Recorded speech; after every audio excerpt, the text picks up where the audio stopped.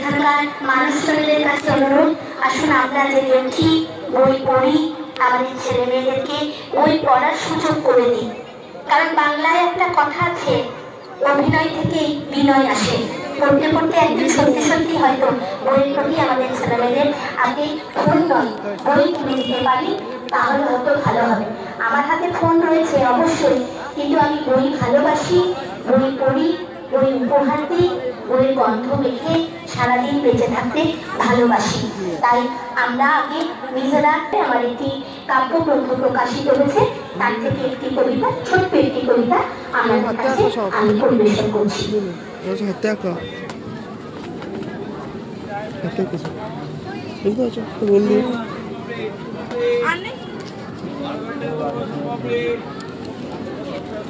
কবিতার নাম এ বাড়ি আমার নয়। যে কথাটা বলবো ভেবেছিলাম অনেকদিন আগে, সেদিন জ্যোৎস্নাবক্ষের আরতি শেষে কয়েকটা শব্দ নেমে এসেছিল ঘরের ভিতর। চুপির সাথে বলেছিল, স্বর্গ খনি, স্বর্গ হতে চাই অনন্ত স্রোতের কাছে, শুধু চলে যেতে হয় একা। পড়ে থাকে জীবনের গন্ধমাখা কতগুলো টুকরো স্মৃতি, সময়ের টানে সেও ক্রমশ ক্ষীণ হয়। আমার ঘরের দরজায় টোকা দেয় সুখ, পাশে বাদামি কাঠের নকশা, পাশে বাদামি কাঠের নকশা, নতুন ফুলদানিতে ফুল রজনীগন্ধা। প্রিয় ঘর, প্রিয়জন, প্রিয়। আমরা এবার এমন এক মানুষের কথা শুনব, যে মানুষটি এই বইমেলা আয়োজনে আমাদের সাথে সব সময়ের জন্য আছেন।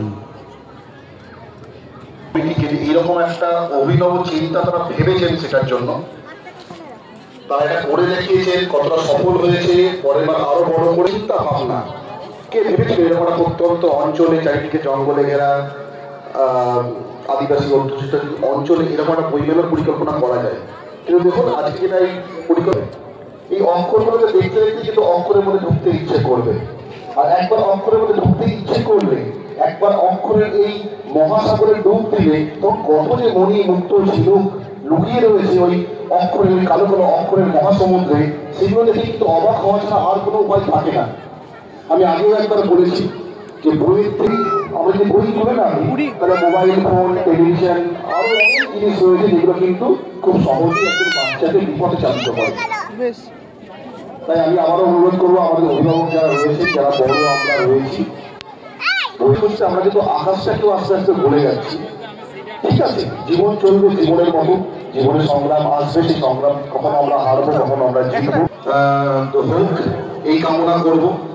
দার্জিলিং এর সান্দাকপুর চূড়া থেকে শুরু করে বঙ্গোপসাগরের নীল সাগর, নীল জল অব্দি যেন লোকে বইয়ের মধ্যে ডুবে থাকে, বইকে উদযাপন করে, বইয়ের উৎসবের মাধ্যমে যেন তারা নিজেকে খুঁজে পায়, এই কামনা করি, এই প্রার্থনা করি। আউসগ্রাম বইমেলা এবং আউসগ্রাম উৎসবের আরো বেশি সাফল্য কামনা করি।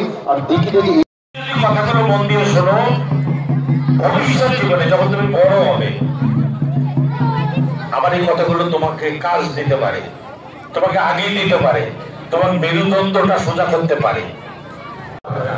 তোমার শিকারা থাকবে